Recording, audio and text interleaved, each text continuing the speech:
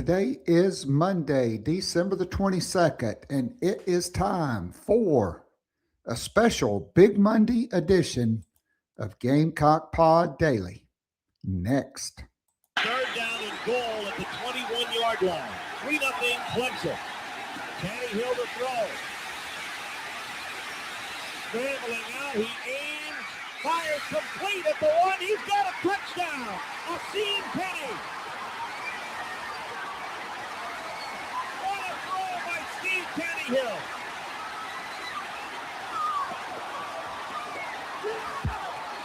A flag is down in the end zone.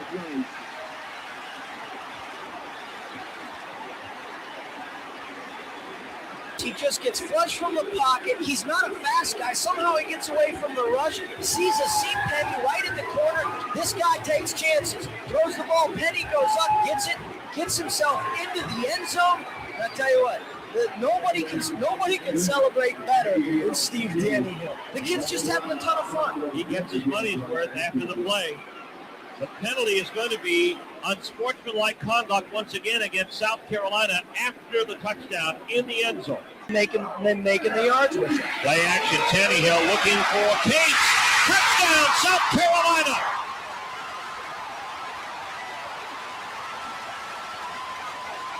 Steve Taneyhill strikes from 30 yards out. Toby Cates' third touchdown reception of the season. And if you don't think these guys are having fun, the play action pass, the good fake, he sees Cates behind everybody. What set it up? The solid running game we just saw the previous 5 or 6 plays. That gave him the ability. That is a perfect pitch and catch. Perfect throw to Toby Cates. It's time for Gamecock Pod Daily with Keith Alsep. For the next 3 to 4 years, I'll be committed to the University of South Carolina. This is Rodgers again to the 25, 20, 15, 10. Rodgers scores! Jackie Bradley Jr. delivered for the Gamecocks. Walks it up, looking for Kelly. Touchdown! Can you believe it? And South Carolina is sending shockwaves through the SEC. Frederick plays it in at the buzzer. That's a win! Unbelievable! I don't believe it! I do not believe it! And now, live from Studio 54 of the Gamecock Pod Studios, here's the Cockfather himself, Keith Alsep.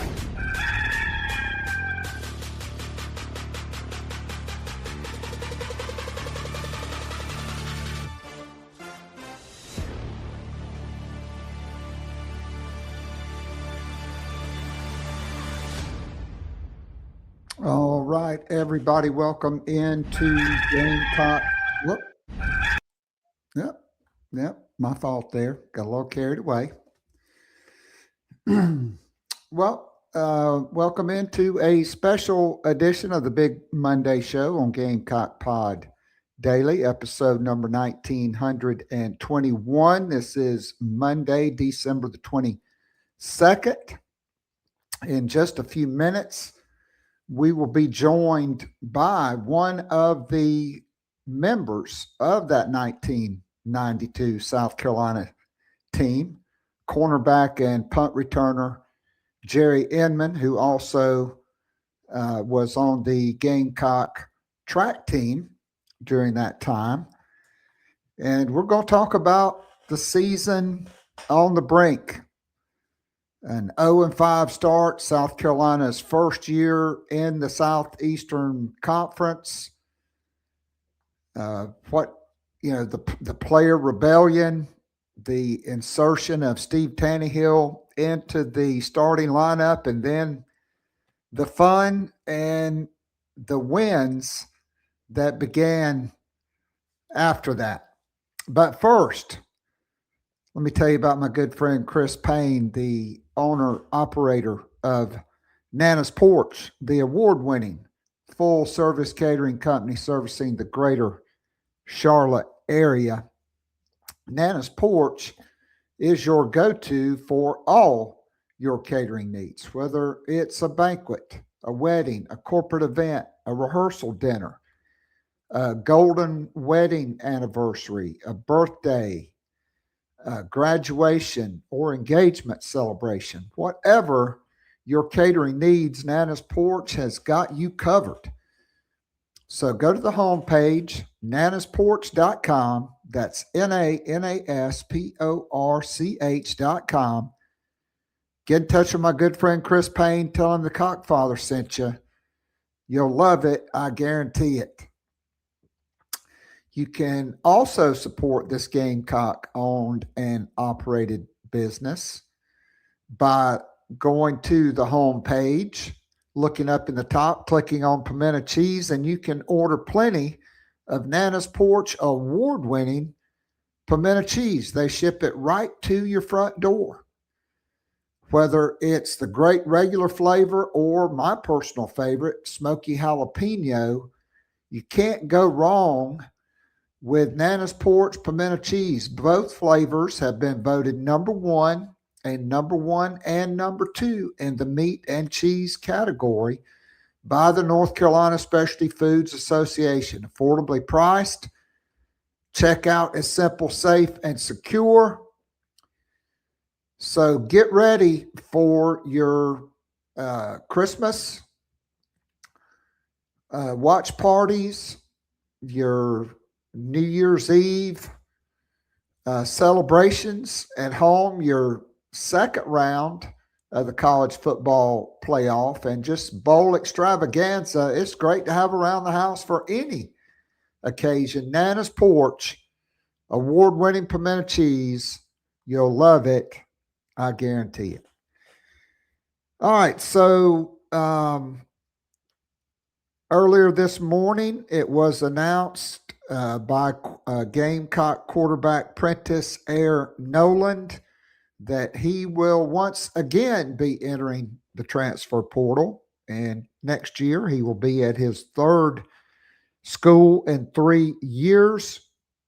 I think that, you know, coming off 9-3 and you know, nearly making the college football playoff, South Carolina had sold Noland on coming in and playing behind Lenora Sellers for a year, and then he'd be off to the NFL. He'd be able to compete for the starting job, but now we know that's not happening.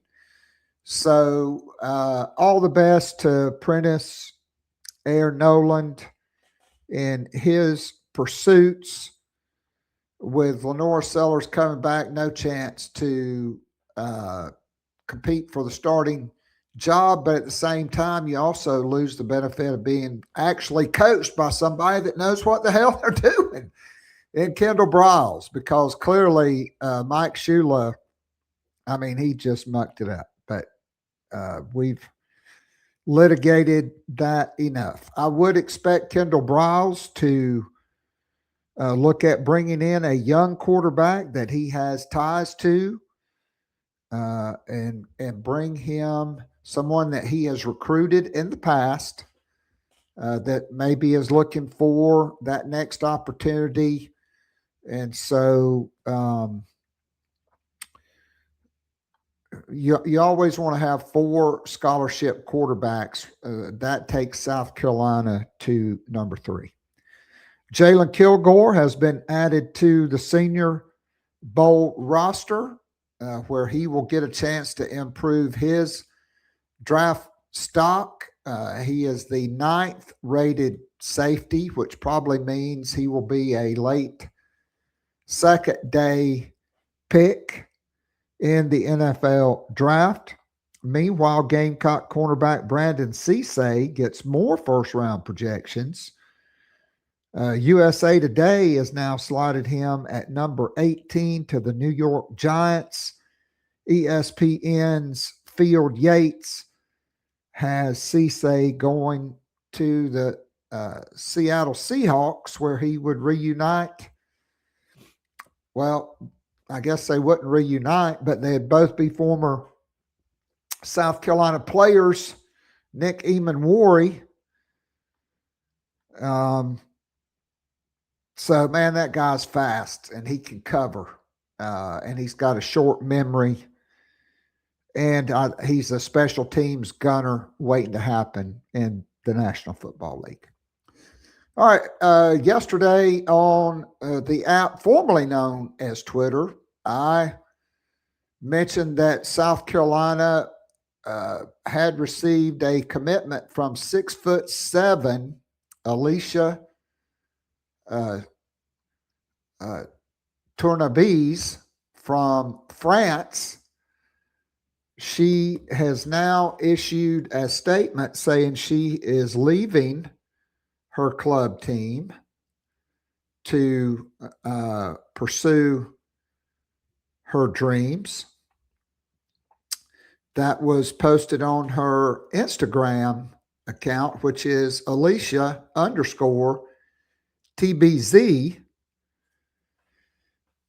where she says, "It is with great appreciation that I'm leaving Borges basketball. This decision wasn't an easy one, but made after reflection and in a common way to stay true to my journey, goals, and to keep moving forward.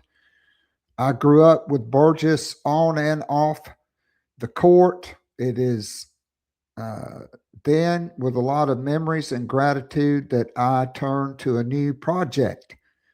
Thanks to my teammates, the supporters, and all the people I've met here for their trust and support. I won't forget anything." So the paperwork is still coming in. Dawn Staley has issued the tweet. A birdie flew into the nest with a gif of a gamecock on the beach. And so Tournabes is not the only player that will be making a decision this week. Perhaps, well, most definitely before Christmas, the number 3 overall prospect in the country, Jersey Robinson, a 6'1" guard from Sierra Canyon High School, will announce her decision. It will be nationally televised. The details are still kind of sketchy. I just know it's happening, and I expect it to be South Carolina.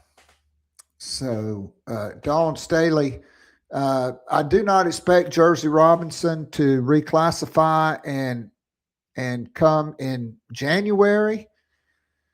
I mean, in this day and age, one can never rule anything out, especially after Jordan Gidron did that in football.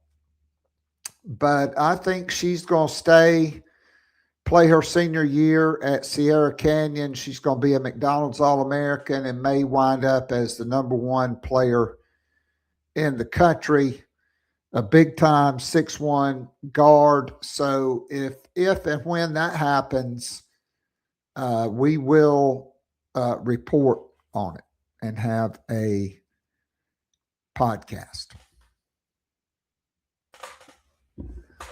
All right, before we bring in Jerry, the University of South Carolina has just released the news that Alicia Tournabes will join the Gamecocks after the holiday break. South Carolina head women's coach Dawn Staley announced that Alicia Tournabes has signed a financial aid agreement to attend the university and play for the Gamecocks. They list her at 6'4". Freshman forward will join the team following the holiday break and begin classes at the start of the spring semester.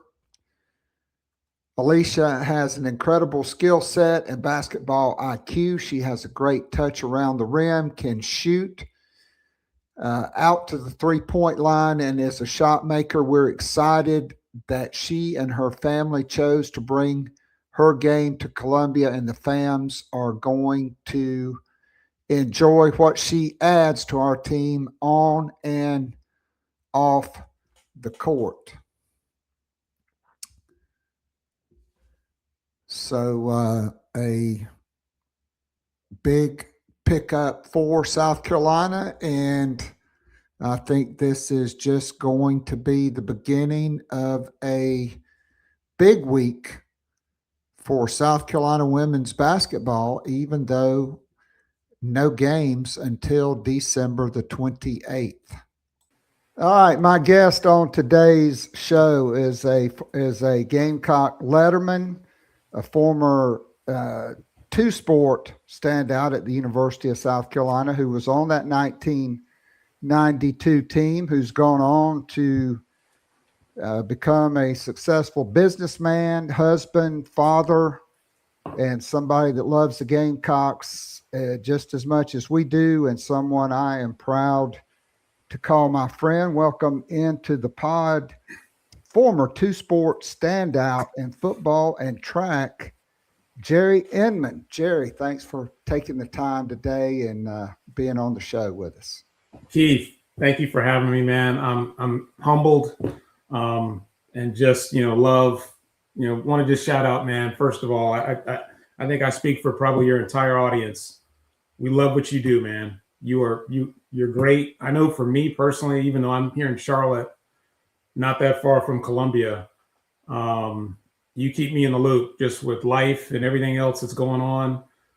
If I'm on vacation, if I'm at the gym, whatever it is, I probably got you in my ear, just keeping me up to date in terms of what's going on. So just keep being awesome as you are. You and I have developed a friendship. I think, if memory serves me correctly, I think I just reached out to you years ago when you and JC were, back when you guys had your original show.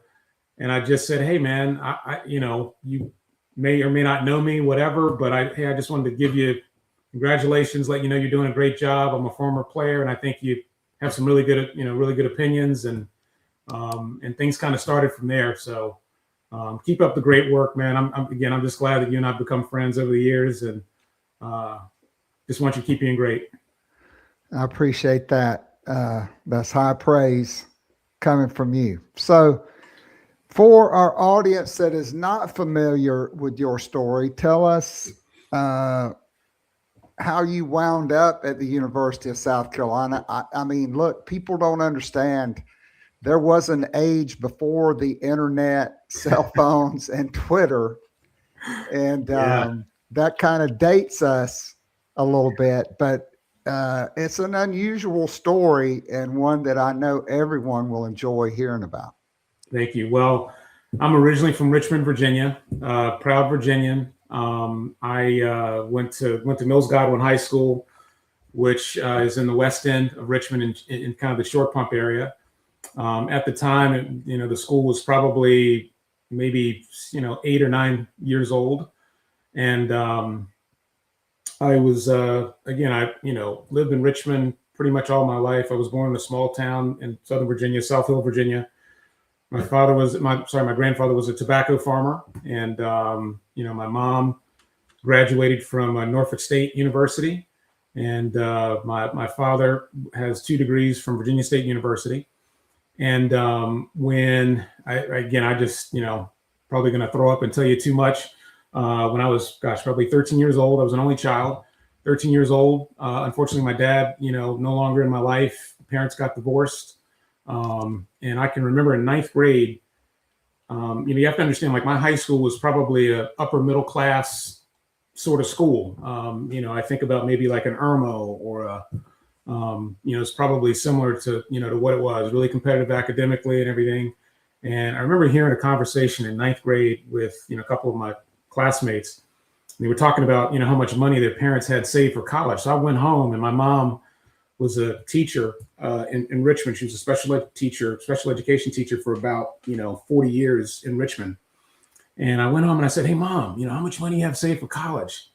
And she kind of smiled and she said, "Jerry, I'm trusting the good Lord for that, but we don't really have anything saved." And I remember at that point, and again, I loved sports growing up. My father actually played football at Virginia State back in the late 60s. I've got two cousins that are in Hall of Fames, and one's at Coastal Carolina as a basketball player, the other one at St. Andrews. So there's athleticism on my dad's side of the family. But I immediately became focused and motivated and knew that if I wanted to go to a college or go to a place, I probably have to earn a scholarship because I wasn't a great student academically at that point in high school. And so everything just kind of changed for me. And I was fortunate that I played for a great coach, Ron Axel, who is, a Hall of Fame coach in Virginia. He and his staff really did, I think, just a great job of teaching me the game. I was a wide receiver and was fortunate to have an okay, decent junior year in between my sophomore and junior year. Sorry, check that. Between my freshman and sophomore year, I had a teammate that just last minute decided to go to UNC's football camp, and he asked me if I wanted to go. I was, again, a lower middle class kid. And I said, man, my initial thought was, dude, there's no way my mom's going to fork over $250 or whatever it was for a 3-day camp at Denny Crumb's camp in the mid 80s. And lo and behold, I went and I asked her and she said, yeah, sure. And gave me the money and I went.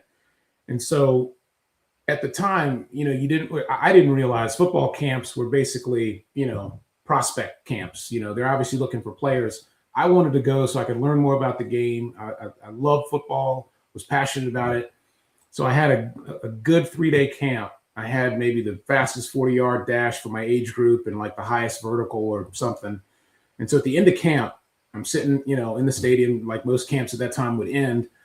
And, Coach Crum was, hey, want to just thank everybody for coming. I'd like to see these folks down here on the side, before you leave. And he named like 4 other people. And then he said my name, Jerry Inman. And I was like, oh my God. And I thought, well, maybe I broke something in the dorm and I'm in trouble.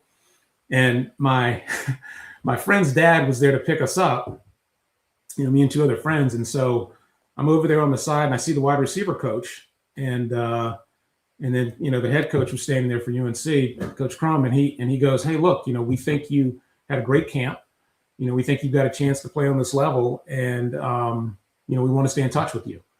And I couldn't believe it. I wanted to play college football. I grew up watching SEC and ACC football, living in, Virginia.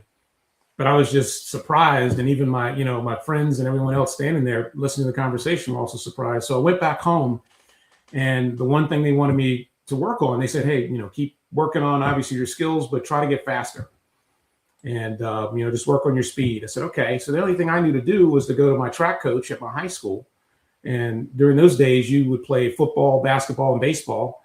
And so we had a pretty good baseball team at my high school. So I was kind of a baseball guy in the spring. And it just so happened that my homeroom teacher was my track coach. So I went up to him, I would talk to him, I'd say, hey, what kind of drills can I do to get faster? So long story short, he talked me into eventually going out for track my sophomore year for outdoor track. And I learned how to do hurdles in about 3 weeks and fell in love completely with track. It was kind of a contrast, football.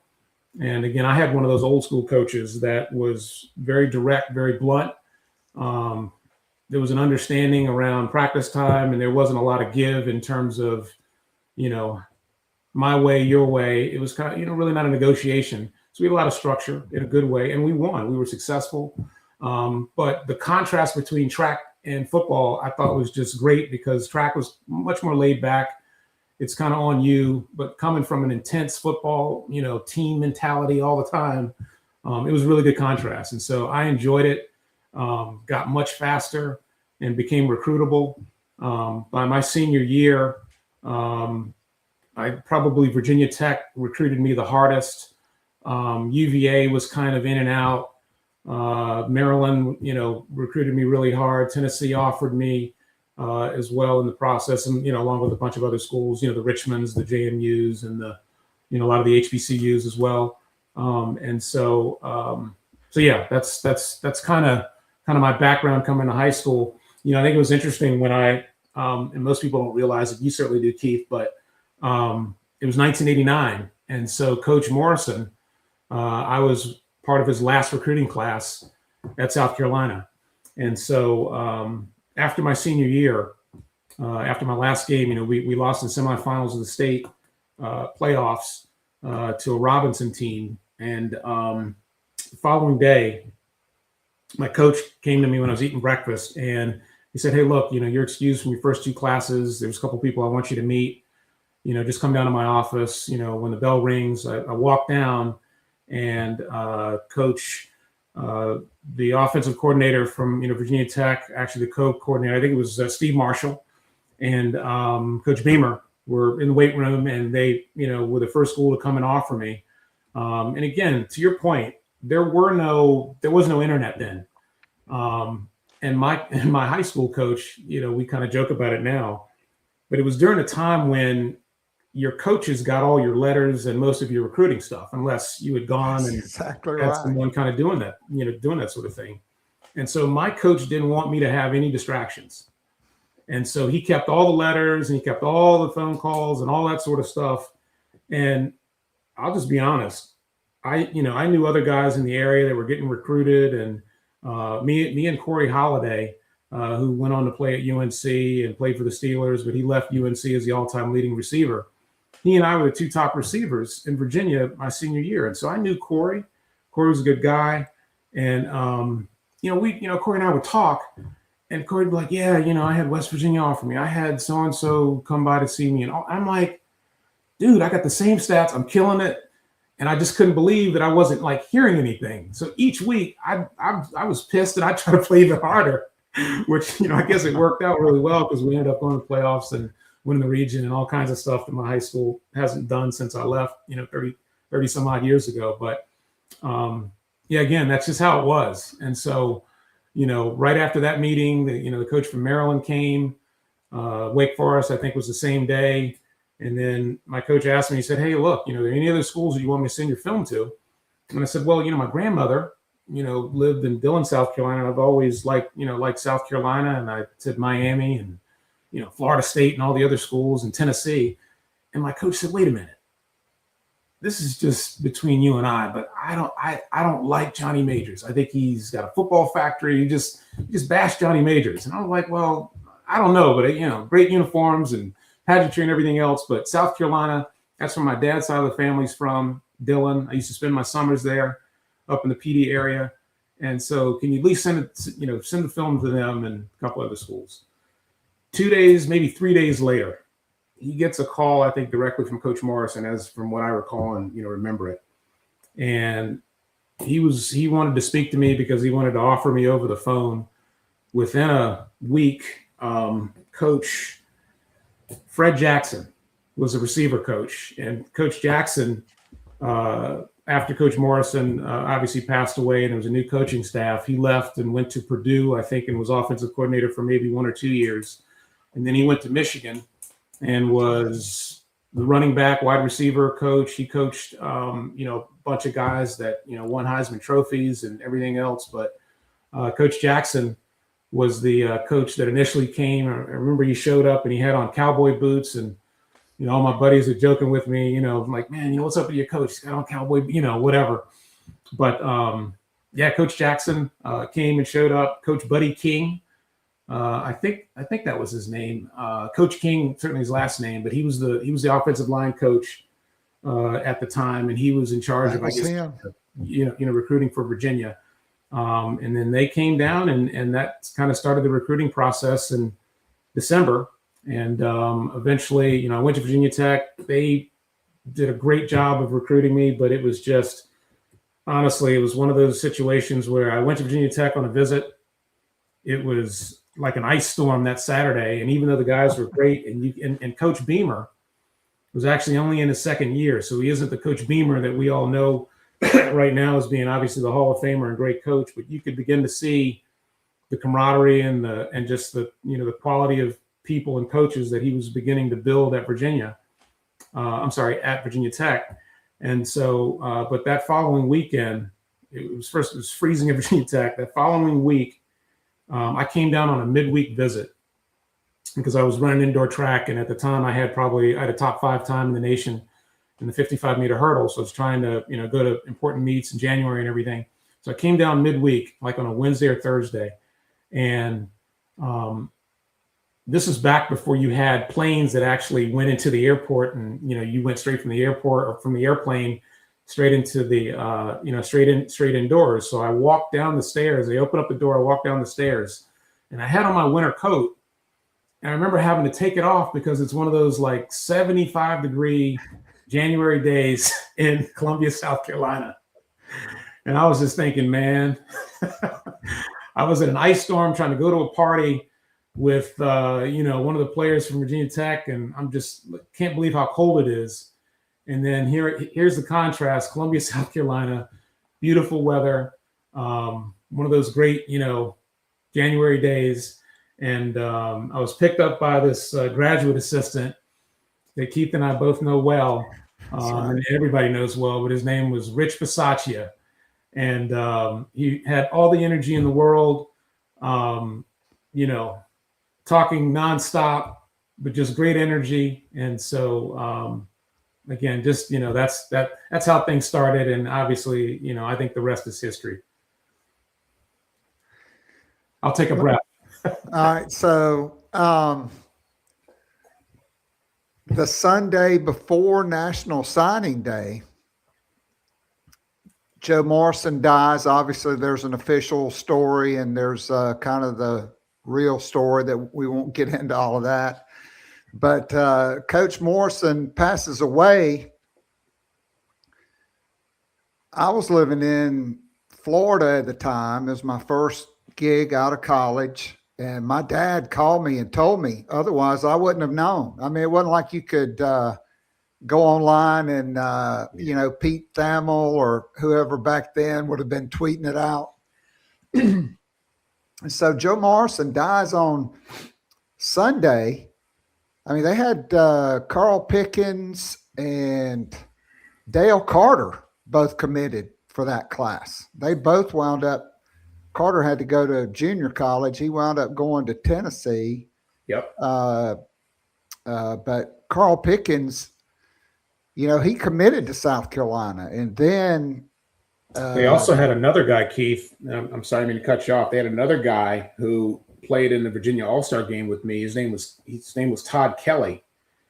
And Todd was that's right, linebacker. Yeah. And Todd, he went to Tennessee. And left. He broke Reggie White's sack record. That's right. And was like a first-round pick for the 49ers, I believe in 92 or 93. And but Todd was, 6'6", 250, 255. And, I was running the 110 hurdles once, and he's neck and neck with me, 175-pound guy for about 8 hurdles. And just an incredible athlete. But that recruiting class, and there were still some really good players that I obviously came in with. But, prior to Coach Morrison passing away, was looking, absolutely stellar because, the Gamecocks had just come off a 8-4 season. And they had some really good coaches, obviously, on that staff.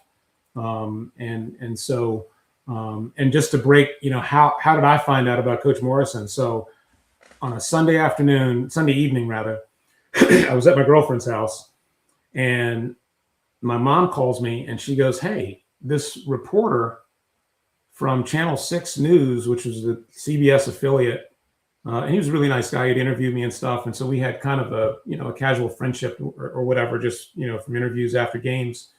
He called and he said he read on the wire, okay, at about 9:00 that Joe Morrison had passed away of a massive heart attack, University of South Carolina. He just wanted to let me know.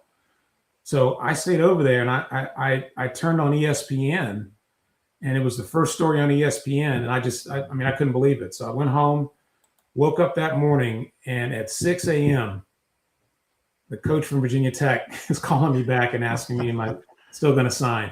So, and my mom told me that Maryland called later that day, and a couple of other schools were just checking to see how things were, in light of the news. So anyway, National Signing Day happens, and Coach Morrison had said that he had planned to possibly fly up to my school for signing day, and so I got on the phone with, a combination of Coach Dixon and everything else. And my high school coach really gave me some good advice. He said, you don't know who the new coaching staff's going to be. They can't make that kind of decision that fast. But ask if maybe you can sign the scholarship versus the letter of intent. And so I ended up signing the scholarship. South Carolina let me do that, where they were obligated to me, and I could wait until, the new staff was hired and have a conversation and see if, quite honestly, if I was a player that they still wanted based on their scheme and everything else. And so eventually when Coach Woods was, hired in, I guess probably in March, if I'm not mistaken, or maybe late February, I'm not even sure when it was, but, later on, I had a conversation with him. Coach Stan Hickson was the receiver coach. And I just asked him point blank. I said, hey guys, I understand this is a business and, everything else. Am I someone that you still want on the roster? If not, I can, try to figure it out and, try to maybe go somewhere else, but I don't want to start the relationship off in a awkward way or whatever else. And they were extremely, accommodative and wanted me to come. And so I ended up, obviously signing with South Carolina. All right. So let's fast forward to 1992, but along the way, South Carolina and Arkansas joined the SEC to start play in 1992. Now, again, you had the state paper, you had the Columbia Record, which came out in the afternoon, and you had a sports talk radio station, and that was it. Yeah. When did you guys first find out you were going to be transitioning from an independent into the Southeastern Conference? Keith, I don't quite have a memory for that. I know that it was really exciting, for all of us. I kind of felt, with us kind of playing Georgia and really the independent, I kind of considered it kind of a hybrid schedule anyway, with, having a Florida State on the schedule and having an NC State, a Georgia Tech, who won the national championship in 1990, combined with Clemson and everybody else, that we already had a tough schedule, but we knew going into the SEC that it would be, even more intense, more physical, just multiply, whatever the Georgia games were, even, and we had them at the time, just knowing it was going to be more physical, line of scrimmage league, but it was really exciting. And, I also think about 1992, and even, Keith, when we talked about, having this call, I went back and I found something. I'm holding it up, and I know people probably can't see it, but I found our 1992 media guide, and we were, the university was celebrating 100 years of Gamecock football in 1992. And so there was a lot of excitement around the program, the opportunity, there. And so, we were really excited going into the year. We had lost, we had some really good players on that 91 team. When you think about Bobby Fuller, who was a great quarterback, did a really good job. Robert Brooks, I think, was on that team as well. Eddie Miller. And so as a defensive back, it was battles every day, and the level of trash talking was always great. But, we knew it would be a year of transition, but, we felt, certainly with, the quarterback room that we had at the time, that we would have some answers. And then I guess when the summer rolled around and eventually there was this guy from Pennsylvania that just, just had this presence. That's all I can say. This guy from Altoona, PA, Mr. Steve Taneyhill, also was in the room as well with, some of the other guys that were there. And so, yeah, he certainly made his presence felt early and often. But yeah, that's kind of the transition, I think, kind of going into 1992 to answer your question. So, Taneyhill signs with South Carolina over Alabama and a host of other big programs. I think he was a parade All-American. Yep. Brash, long hair, shows up in a convertible black GT Mustang with the license plate that says SCQB. Yeah. And that was the time when nobody had long hair except hillbillies. That was it. And Yes. Taneyhill shows up with the long hair, the brash personality, unapologetic. And so you go into the season and South Carolina, Sparky Woods had beaten Georgia 2 straight years in 90 and 91, his first 2 years at the helm. Well, I guess maybe 89 was his first year. So maybe it's 89 and 91. But I know there were 2 straight wins over Georgia. And so you're going into SEC play. You got your first 3 games at home in 1992. Wright Mitchell was the starting quarterback. You had Brandon Bennett was a freshman running back. Rob DeBoer. You had a great offensive line that wound up having 2 or 3 guys play in the National Football League. Yeah, Corey Lucci and Ernest Dye. Yep, Ernest Dye. Yep. And they were great players. Toby Cates, Asim Penny, a lot of talent. You had Tommy West and Miles Aldridge. Tommy had been at Tennessee. Coach Lawing. Brad Lawing, who one of my best friends. He and Carol McRae kind of recruited the PD, and I was at Bethune High School at the time and met both of them. And there was optimism, but then you start the season, you lose to Georgia 28-6, and then Danny Ford, who had been fired at Clemson for a second round of NCAA violations, he winds up as the head coach at Arkansas. Comes into Columbia, and it's 45-7, not even competitive. And so you're 0-2. East Carolina comes in, and somehow you lose 20-18. You go to Kentucky and lose 13-9. Wright Mitchell gets benched. He decides to quit the team. He was the starting quarterback. Blake Williamson took over. The SEC is unforgiving. Absolutely. The next week is at number 9 Alabama. Just a 48-7 plastering. Again, not competitive. And so the open date comes, and waiting is Jackie Sherrill and Alabama would go on to win the national championship. Correct. That year. Yep. You had Jackie Sherrill and number 15 Mississippi State coming in. And so between October 4th, that Sunday, until the week of the Mississippi State game, a lot of shit went down in Columbia, South Carolina. And so what came first? Was it the hit piece by David Newton with the off the record comments that he put on the record from Sparky Woods that sparked a player rebellion? Was it Taneyhill was going to be named the starter? Kind of walk us through the series of events.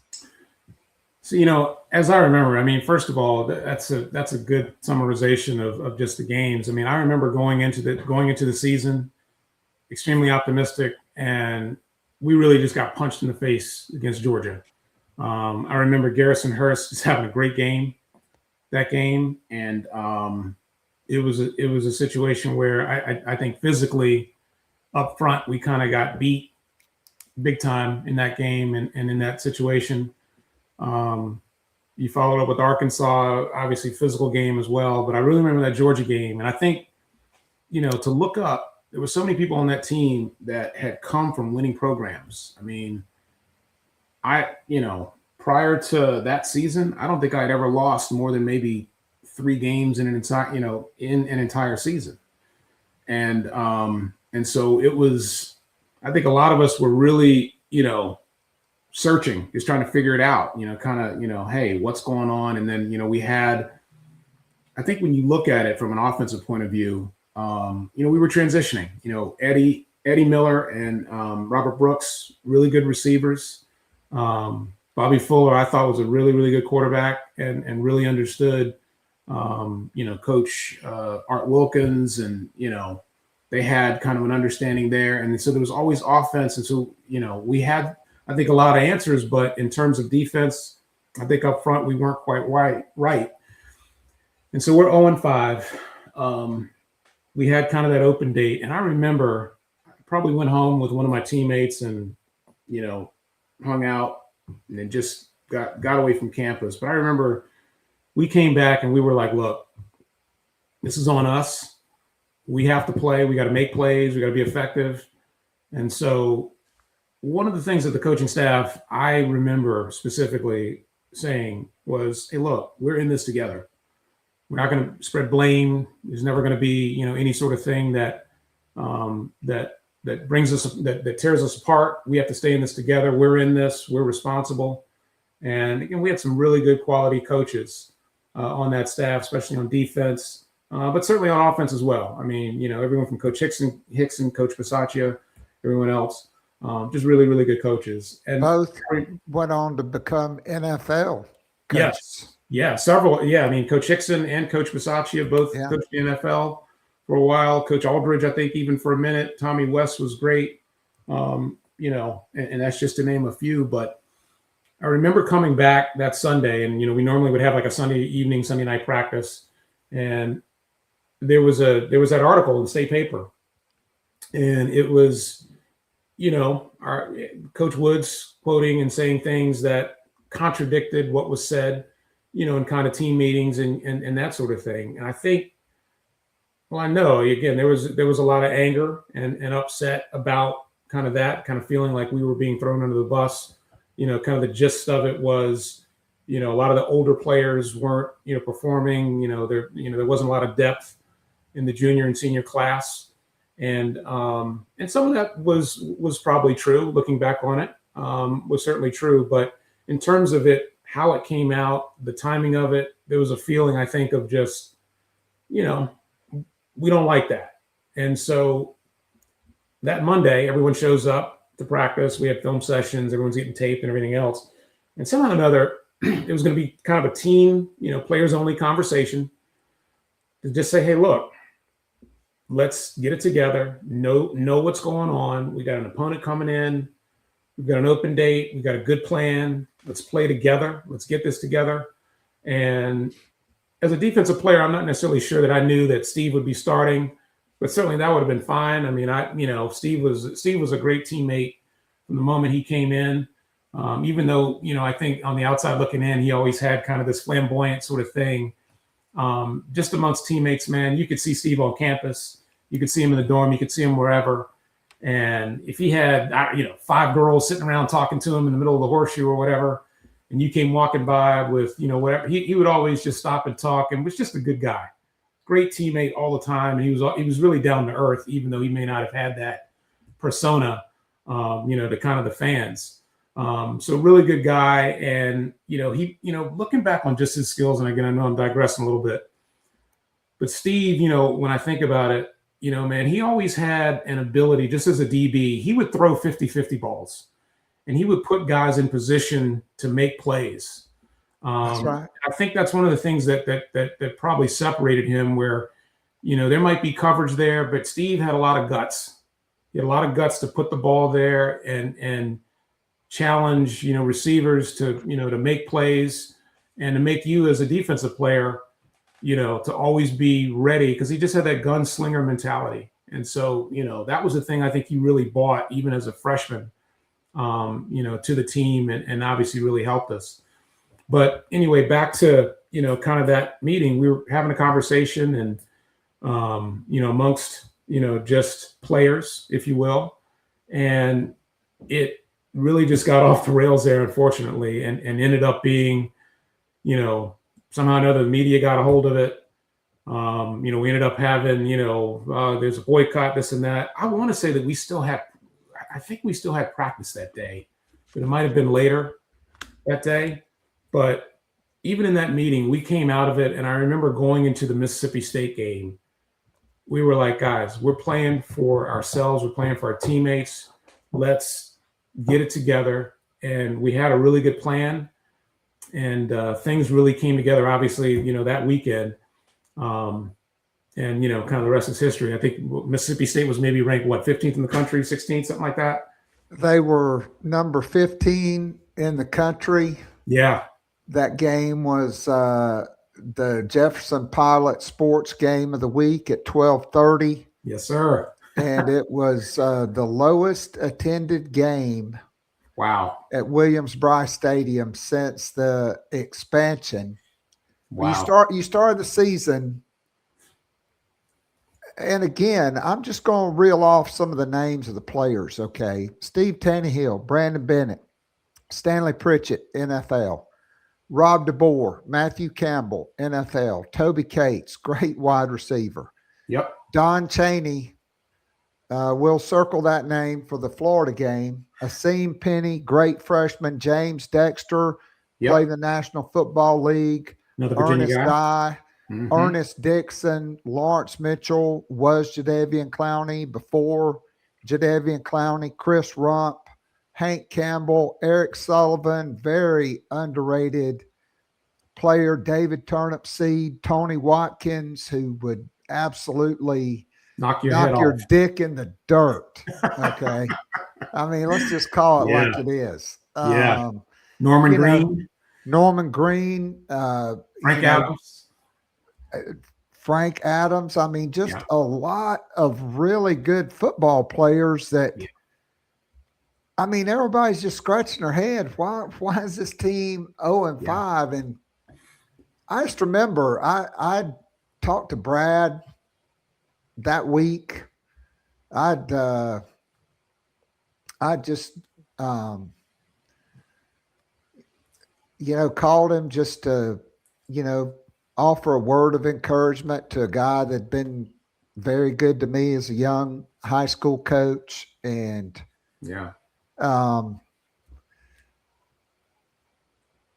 that day, it just seemed like there was, he told me, Tannehill's starting, and we got a plan, and we got this thing figured out on defense. And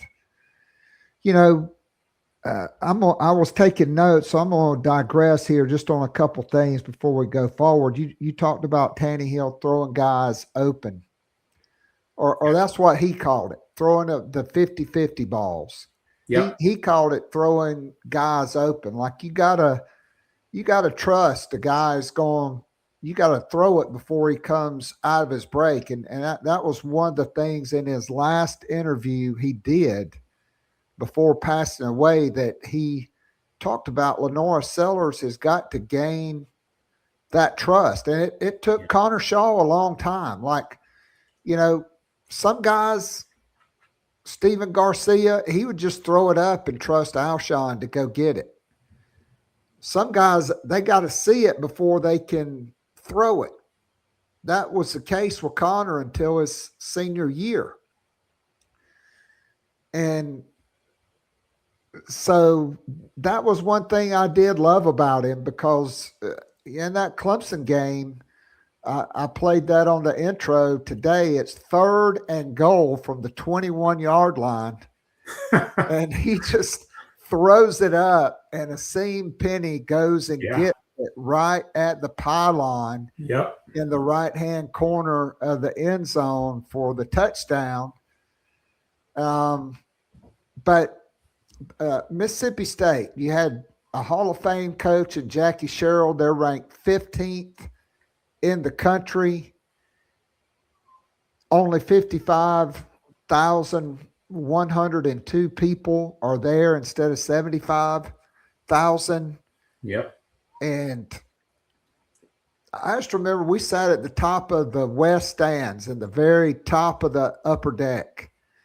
And I was just like, man, there's a lot of empty seats, and it just felt different. I just remember going down to the West Lower and sliding in on about the 45-yard line, all those empty seats, and what took place that day. Jerry, the game is supposed to be fun. Yeah. Because it is a game, but it's a business. And a lot of times coaches and players lose track of that. But with Taneyhill, every time there was a touchdown or he threw a touchdown pass, the helmet was coming off. He was shaking the hair, running down the field to the end zone, to the fans, to the players. And from that point on, it just seemed like, you upset number 15 Mississippi State 21-6. ESPN is happening. Cable TV is happening. The next week you go to Vanderbilt and win. And then on Halloween, again, the 12:30 Jefferson Pilot game of the week. Number 16, Tennessee with Johnny Majors comes rolling in, and in a back and forth game, Taneyhill started it with a touchdown pass to Mike Reddick, and then the last drive, I think it was a short touchdown to Toby Cates to put you guys up 24-17. Tennessee's quarterback, Heath Schuler, who, by the way, was heavily recruited by South Carolina. Yeah. As was Garrison Hurst. And here's the difference between Georgia and South Carolina. Garrison Hurst was in a small town, and he was going to South Carolina. He had committed to South Carolina. And one day, I get this from Brad Lawing, okay? And so football coach calls him into his office, and there's these two men in suits in his office, those older guys. And they said, so we understand that you going to South Carolina. He was like, yes, sir. I've told him I'm coming, and I'm going to wait and go public on National Signing Day. He's like, well, we're sad to hear that, because it seems as though your family's behind on the power bill. So when you go home tonight, you're probably not going to have any power. And the other guy said, yeah, it's like things are not going good here at our business, and I'm afraid I'm going to have to lay your mama off. And wow. It's like scumbaggery. Is there anything? He's like, well, if you was to become a bulldog, we could probably overlook that power bill, and I could probably find a way to keep your mama employed. And when Garrison Hurst had to make that phone call, he was crying so hard he couldn't get the words out of his mouth. His high school coach had to take the phone and tell Sparky and Brad he had to go to Georgia. So, Keith, still there? Just one of many stories. But wow. So that Tennessee game, it comes down to a 2-point play. They go for the win instead of the tie. Yeah. And Hank Campbell makes a play on, I think it was an option play and a late pitch. It had no chance. You guys win that game. Now you've won 3 straight SEC games. November is rolling around. So you go undefeated in to end Cocktober with 3 straight wins. Then Louisiana Tech, who, by the way, was salty back in the day. They had a big left tackle named Willie Rofe, who was a first-round draft pick of the New Orleans Saints and played over a dozen years, multiple-time Pro Bowler. You guys squeaked that one out 14-13. I mean, I know we talked about Willie Rove.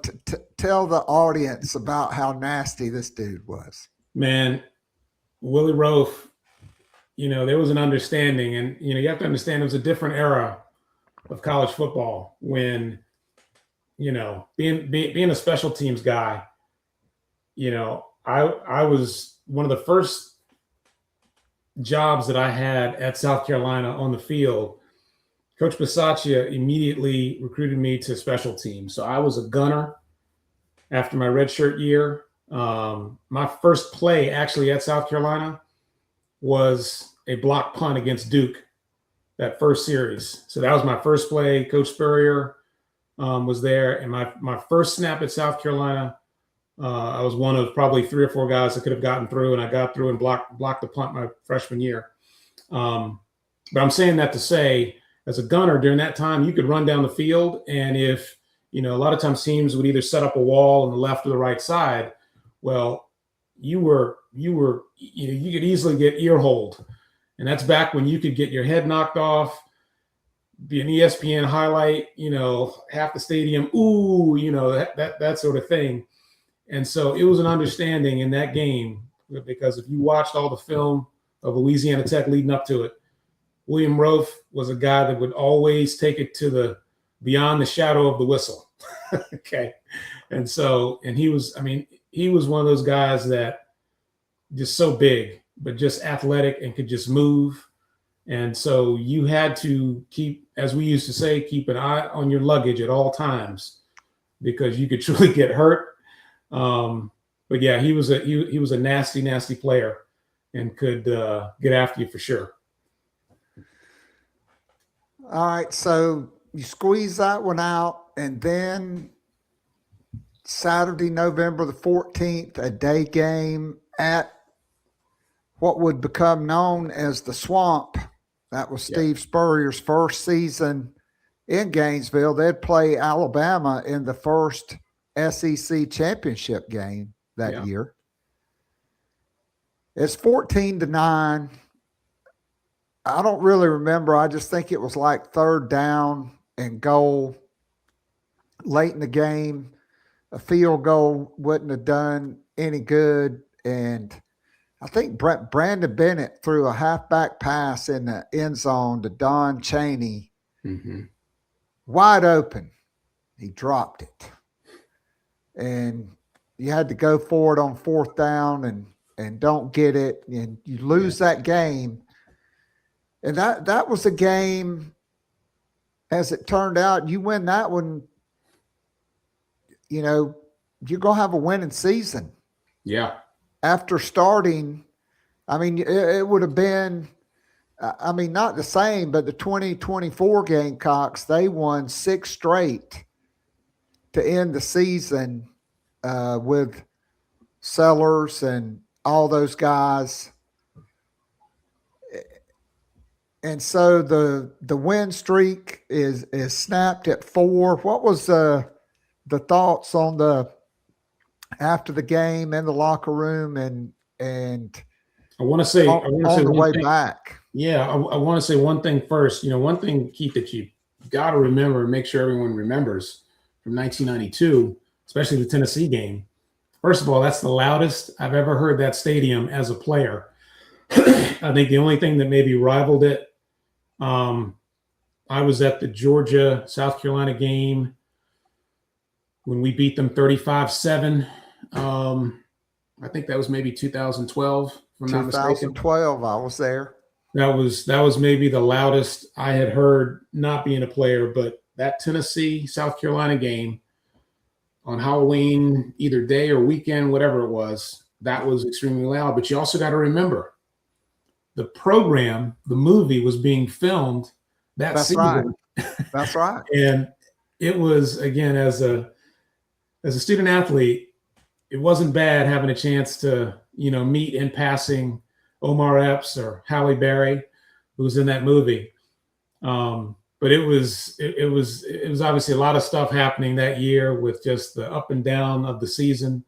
But that was one of the great things about the Tennessee game. Going to the Florida game, though, I can remember because we had a great plan going into that game. And I can remember being in the locker room, getting ready to go out to play the Florida game. And I really felt like Coach West, Coach Aldridge had us prepared.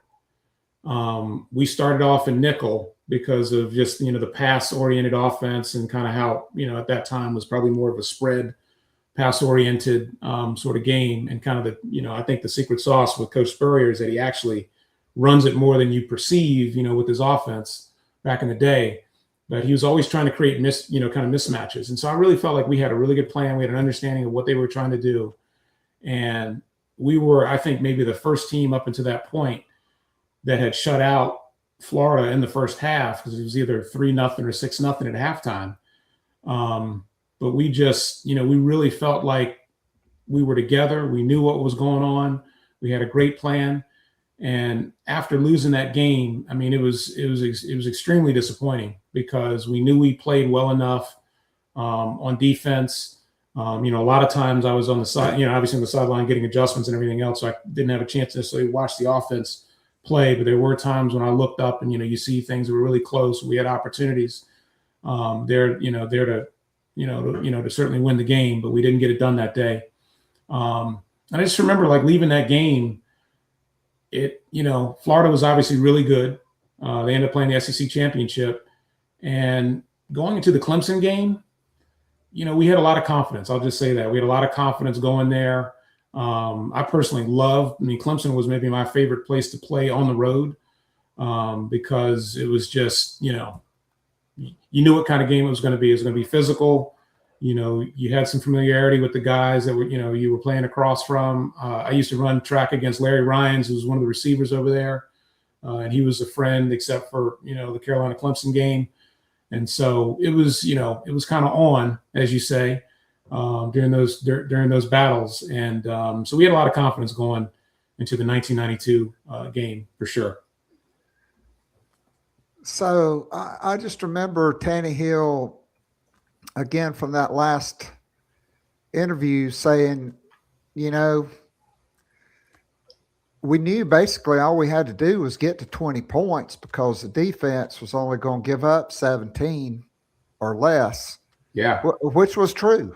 I mean, 6 against Mississippi State, 17 against Vanderbilt, 21-17. Tennessee was the only team to score more than 17 points the second half of the season. That was a 24-23 win.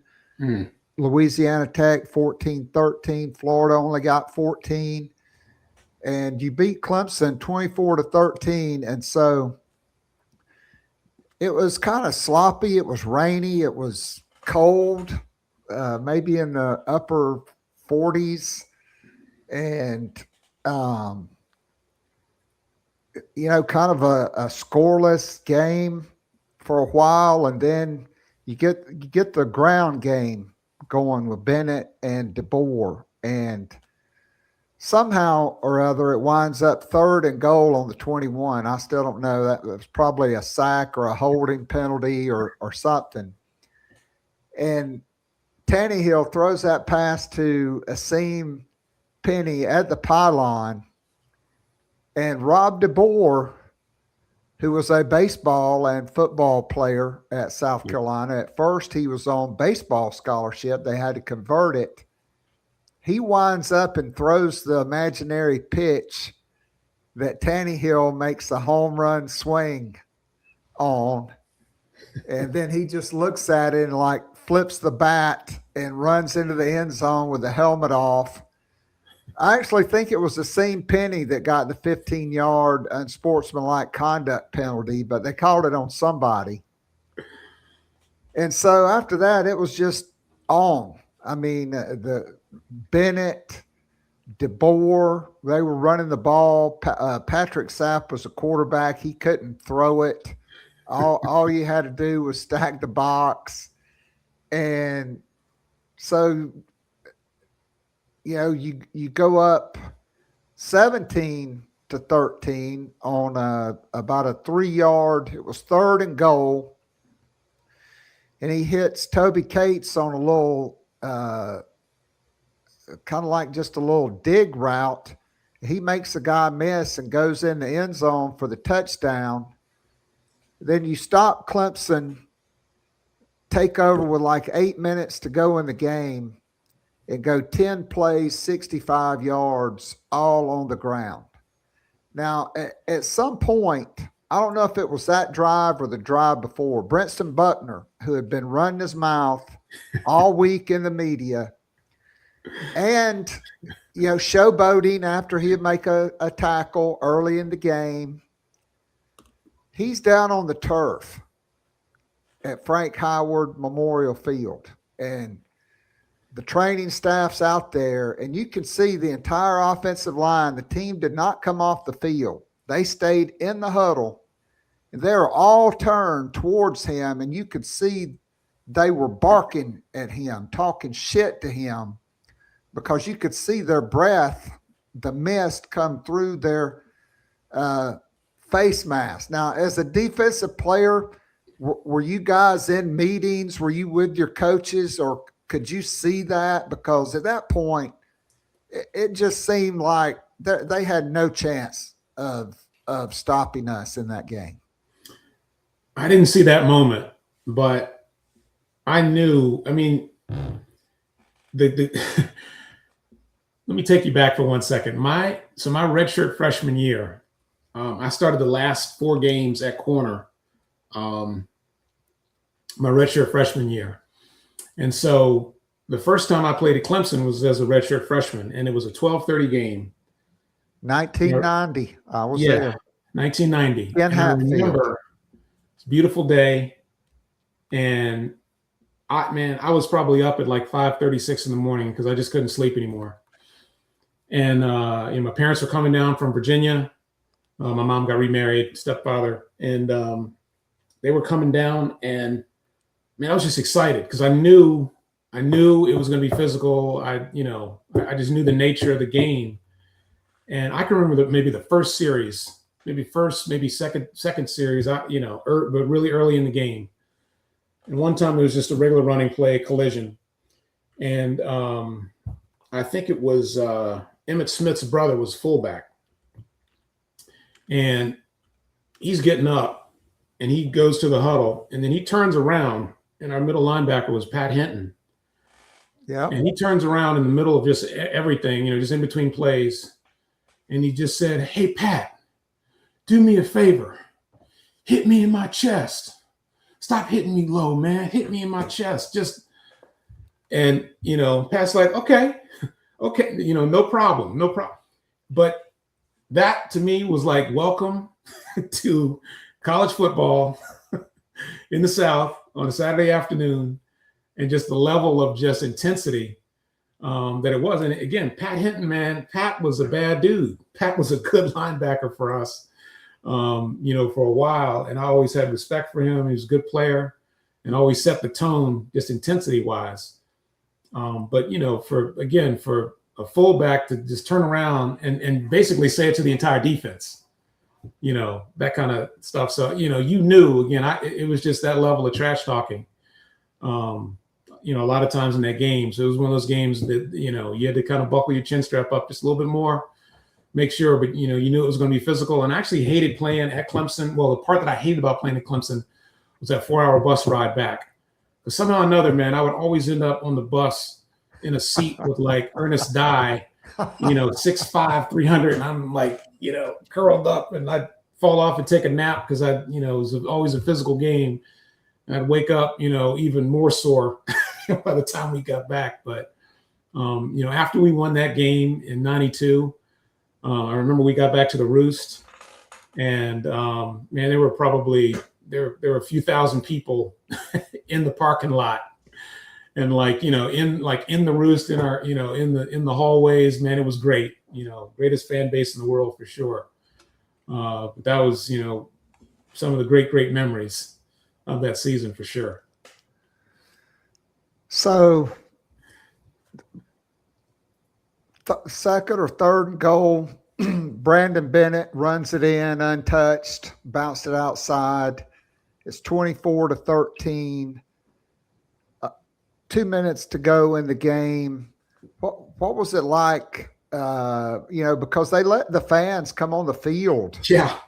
And that was actually the first of 3 straight wins at Frank Howard Memorial Stadium, 92, 94, 96. And I still have 3 orange cups with half full of the dirt and the tiger paw from each one of those wins. It was kind of a family tradition.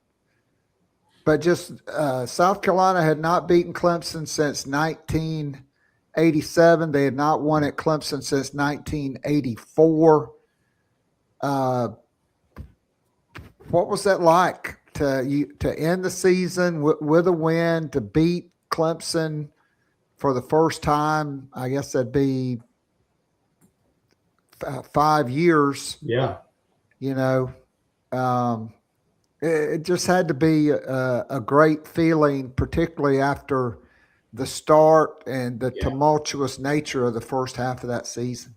Yeah, I mean, it was, just like you described it, Keith. I mean, it was sweet at the moment, and then just reflecting on just all the other opportunities that we had during that season. Had we done this, this game and whatever else, or started the season off better, or made a couple of plays in the swamp, we would have had a winning season. And as you pointed out on the podcast before, I mean, most people don't realize, but we turned down bowl games the 2 previous years. So, we had winning seasons and had done so much. And yet, it was just odd that, the season was ending, but it was obviously great to beat our rival in really kind of a dominating way that day.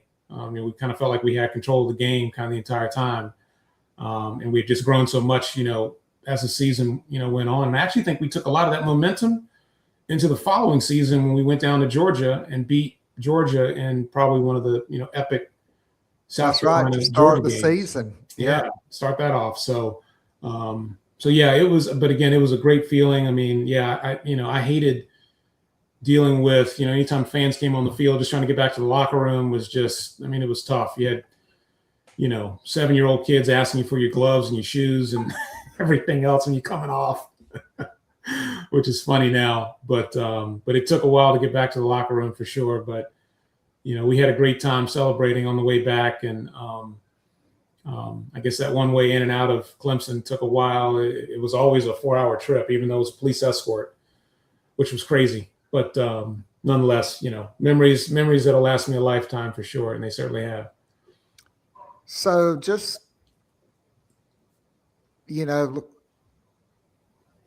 reflect on the legacy and the life of Steve Taneyhill and what he meant to South Carolina football, because as you recall, earlier that year, it was the 100th year of football. It was the first year in the SEC. And after like 0-4, 0-5, there were people performing rituals outside of the stadium to try to, remove some kind of curse or something. And, but just, to me, the biggest thing was Taneyhill, when all hope was gone, he restored hope and he made football fun again at South Carolina. I mean, I never really got to know him other than just a couple times, Rich or Brad would, introduce me to him when I'd come over for practice in the spring or the fall. But I mean, just a larger than life figure in South Carolina football. And quite frankly, I think at the opening game for this coming season, his jersey should be retired because, he no one's thrown more touchdowns in Gamecock history. He's number 2 all time on behind Todd Ellis in total yards. so many huge games because Wally Burnham's defense was so bad in 93 and 95. But just your thoughts on the life and legacy of Steve Taneyhill, maybe any memories you have after football with him, with your involvement with the Letterman's Association. Man, God rest Steve's soul. I was saddened along with everyone else when I heard the news. I had a friend, that fellow teammate, that sent me a text early that morning, not too long before you, Keith, when you reached out and said it, and it's really shocking, because Steve was, and again, I think you captured in a lot of ways. I mean, he was, he gave us a lot of juice on the field. He had a rock star persona in terms of just the fan base, and probably in some ways helped us to loosen up, a little bit, because he was just different. He was a different guy. And, and so he bought that. He obviously was a good player as well. But, I think it should never be overshadowed, man, just how good of a teammate he was. Because, again, in light of just, him being, kind of Mr. on campus, and, people liking him, and obviously really the excitement that he brought to the team, he was still a really down-to-earth guy as a teammate. I mean, he was a guy that you would see in everybody's room, talking to everybody, walk on, starter, offense, defense, but, it didn't matter. He was, just a really good teammate. And, it might be a quality that not everyone really appreciates, but not everybody's like that. I've had teammates that are, just different, and they kind of conduct themselves differently. But, Steve was down to earth, man, always a good guy. And again, I just, lift up his wife, and his two kids, up in prayer, during this time. I think over the weekend there was a ceremony, I think, in Spartanburg, and was happy to see, a lot of my former teammates, were there to support, hopefully, him, and obviously pay their last respects, to Steve. After I graduated or finished playing in '93, I stayed in Columbia for another 3 years and was a financial advisor for 2, and then I worked for Bank of America in the private bank before I moved to New York. And unfortunately, man, Steve and I didn't stay in touch. We always obviously had teammates that would get together. And one of the things that I wanted to do was, obviously go down to 5 Points and, grab a beer, have a conversation with them, and I'm sure it would have been just like, back in the 90s, and just picking things back up. Obviously, it followed him over the years.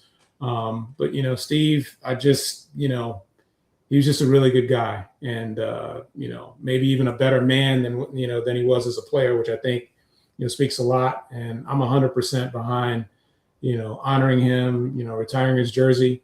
Even when I moved to New York, and I, meet people, and, you're kind of outside the region, and I'd say, yeah, I play football or whatever, football comes up, and, my college experience, and they say, wait a minute. Yeah, you guys had that guy Taneyhill, right, with the long hair. He was the guy from my era that, a lot of people remembered. And so not only just from what he looked like physically with the long hair and everything else, but obviously, his play on the field and just the net effect he had. So that's the legacy of Steve, man. And I hope that we really find a way to, to honor him and to make sure that he's always remembered. Obviously, he's in the, on the stadium signature and everything, but I'm all for retiring his jersey and making sure he's always remembered in that way. Yeah, I remember one time Taneyhill was walking on the sideline. The guy said, "Hey, where's your pass?" Taneyhill pointed up and said, "Right there's my pass. My name's up there on the ramp." Oh, that's Steve. That's just the quintessential Steve Taneyhill right there. Well, Jerry, I can't thank you enough. Merry Christmas to you and your family. Safe travels. I know you guys are planning a trip. Yeah. All the best to you, my friend, and all the best of wishes for 2026. And be well. and we'll keep in touch. I'll look forward to our next conversation. Sounds great, Keith. Thanks for having me, man. Really appreciate it. You keep up the great work. Merry Christmas as well, my friend. All right. Take care. I'll see you, buddy. Yep. All right. That was Gamecock letterman Jerry Inman. All right. So that is going to be a wrap for me and today's show. We're going to put this up on YouTube and on Patreon. We're going to make it free since this is a special edition. Gamecocks add 6'7" Alicia Turnabes, who is now officially a member of South Carolina women's basketball team. And special thanks to my good friend Jerry Inman. And I just want to say God bless all of you. Merry Christmas. Happy New Year. We are expecting one more shoe to drop for Dawn Staley. When that happens, I will be back. Until then, this is Keith Alsep saying God bless, Merry Christmas, and Happy New Year to all of you. I am out of here.